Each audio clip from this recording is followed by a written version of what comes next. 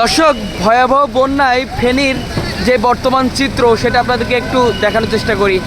দেখতে পাচ্ছেন এখনও পর্যন্ত ফেনীর শহরে কোমর সমান পানি, কোথাও বা বুক সমান পানি। আপনারা যদি লক্ষ্য করেন দেখতে পারবেন কি পরিমাণ পানি এখানে লক্ষ্য করা যাচ্ছে।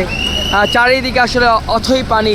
এই সড়ক দিয়ে বিভিন্ন উপজেলার সংযোগ হয়েছে, সেই কারণে এই সড়কটি তাদের কাছে মেইন সড়ক হিসেবে বিবেচিত।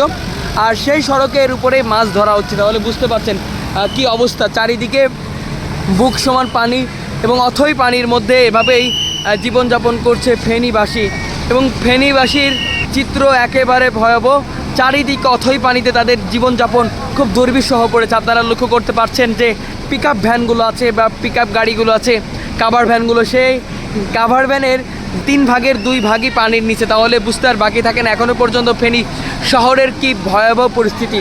এবং তারা যতটুকু বলেছে এখানে ফুল পিক আপটি, অর্থাৎ আপনাদেরকে যদি বলি 7 থেকে 8 ফুট উপর দিয়ে কিন্তু পানি প্রবাহিত হয়েছে। এমন ভয়াবহ বন্যার পরিস্থিতি দেখেছে বা এই এলাকার মানুষ এই ভয়াবহ বন্যার সম্মুখীন হয়েছে। সব মিলিয়ে যদি আপনাদেরকে বলি, এলাকার মানুষজনের জীবনযাত্রা এখন পর্যন্ত খুব দুর্বিষহভাবে জীবনযাপন করছে, যেমনটা আমরা লক্ষ্য করতে পারছি। আপনারা যদি দেখেন কি পরিমাণ খারাপ অবস্থা এই জায়গায়, আমরা কিছুটা হলেও আঁচ করতে পারছি। এখানে কি পরিমাণ পানি, এখান দিয়ে গাড়ি চলাচল করতে কতটা সমস্যা হচ্ছে। পুরো এলাকা পানি নিচে তলিয়ে গেছে। আমরা যেমনটি দেখতে পাচ্ছি যে কাঠের যে মিলটা দেখতে পাচ্ছি, সেই মিলটা পানির নিচে, পাশাপাশি যে বাড়িঘরগুলো আছে সেগুলো পানির নিচে তলিয়ে গেছে। পাশাপাশি যদি আমার সামনে দেখানোর চেষ্টা করি, আমরা সামনেও কিছু বাড়িঘর লক্ষ্য করতে পারছি। সেই বাড়িঘরগুলো ম্যাক্সিমামই আসলে পানির নিচে তলিয়ে গেছে। আপনারা যদি দেখেন যে পিক আপ ভ্যান, যে বাড়িঘরগুলো রয়েছে সেই বাড়িঘরগুলো ইতিমধ্যে পানির নিচে তলিয়ে গেছে। এবং এই এলাকার পরিস্থিতি এখনও পর্যন্ত ভয়াবহ।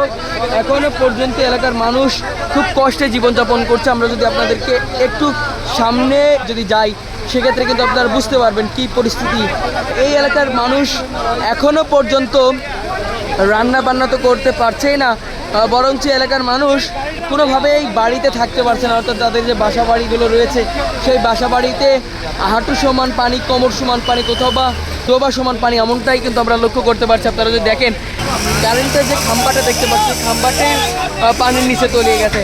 সব মিলিয়ে এলাকার পরিস্থিতি আপনাদেরকে একটু দেখানোর চেষ্টা করি। এখানে দেখতে পাচ্ছেন যে কী পরিমাণ পানি, কী পরিমাণ আসলে ভয়াবহ বন্যার পরিস্থিতি ঘটেছে, সেটা আসলে কিছুটা হলেও আমরা আঁচ করতে পারছি বা কিছুটা হলেও আসলে অনুধাবন করতে পারছি। চারিদিকে থই থই করছে পানি।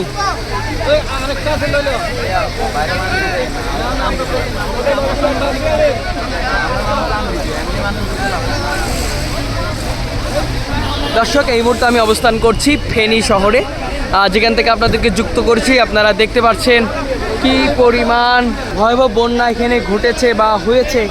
সেই বন্যা পরিস্থিতির আসলে বর্তমান যে চিত্র, সেটা আসলে খুব কষ্টের। কারণ শত শত মানুষ তাদের ঘর ছাড়া, শত শত মানুষ এখনও পানির নিচে বন্দি।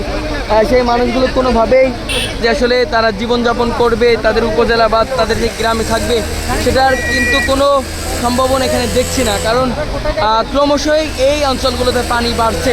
কিছুটা কমতে দেখেছে তারা, তবে আবারও তাদের ধারণা যে পানির স্রোত বাড়ছে, সেই কারণে এখানে পরিস্থিতি আরও ভয়াবহ রূপ ধারণ করেছে। আমরা দেখতে পাচ্ছি যে এমন শত শত মানুষ এই এলাকায় রয়েছে।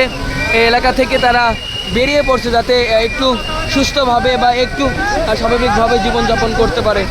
সেই বিষয়টি কিন্তু আমরা লক্ষ্য করতে পারছি। আপনাদের যদি দেখানোর চেষ্টা করি, ম্যাক্সিমাম বাড়ি ঘরগুলোই পানির নিচে তলিয়ে গেছে। আমার চোখের সামনে যেই বাড়িটি দেখতে পাচ্ছেন সেটাও পানির নিচে তলিয়ে গেছে। আমরা যে সড়কে অবস্থান করছি সেই সড়কে এখন পর্যন্ত হাঁটুর বেশি সমান পানি লক্ষ্য করা যাচ্ছে।